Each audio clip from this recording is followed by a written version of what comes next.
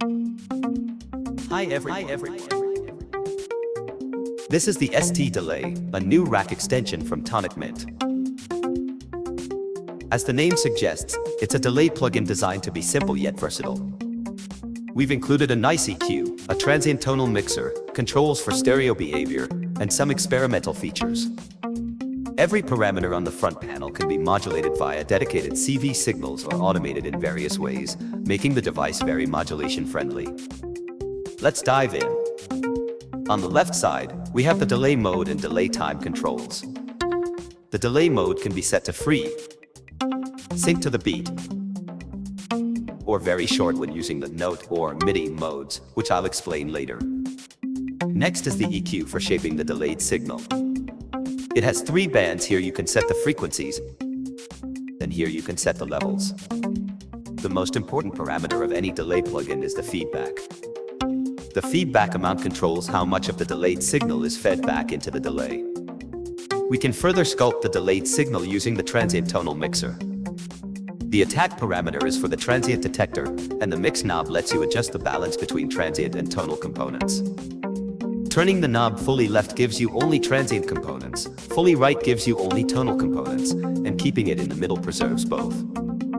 This is a powerful tool for sound design. For instance, if you want to add body to the sound, you'll need more tonal components.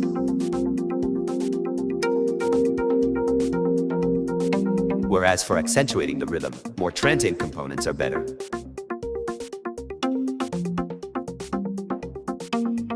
In the stereo enhancement section, the ping-pong knob sets the starting side and depth of the ping-pong effect.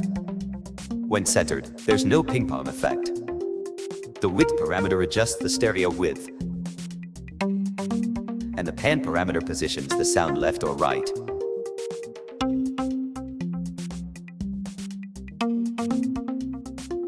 The output mixer has a dry-wet control with 4 modes. You can change the mode using the small arrows or a mouse gesture on the text. The modes are dry-wet levels. The percentages are relative to the input levels. If the sum exceeds 100%, the output can be louder than the input. Dry-wet weights, similar to the first mode, but if the sum exceeds 100%, the values work like ratios and the final output is scaled down to 100%. Dry-wet 1 knob, the simplest mode, with 1 knob adjusting the ratio between the dry and wet signals. Dry-wet velo-wet. In this special mode, the dry knob works like in the dry-wet levels mode, but the wet value is scaled by MIDI velocity. You can set the effect of the velocity in the settings panel. In the small settings panel, you can also set the depth of incoming CV signals, which is useful for turning modulation on or off or scaling it for the whole device. On the back panel, you'll find the audio inputs and outputs, as well as CV connectors for each parameter, allowing for extensive creativity. Every parameter on the front panel has a display showing the modulated value. Additionally, the delay has a clipper that clips at 0 decibel for safety, especially with high feedback on short delays with loud sounds. The knee knob adjusts the softness of the clipper. At 0 decibels, it's a hard clipper, and higher values result in softer clipping. Now, back to the delay modes. The note and MIDI modes are designed for ultra-short delays, like the cycle time of a musical note. For example, the A note at 440 Hz has a cycle time of 440 seconds. You can experiment with these short delays using the note knob to set the delay time.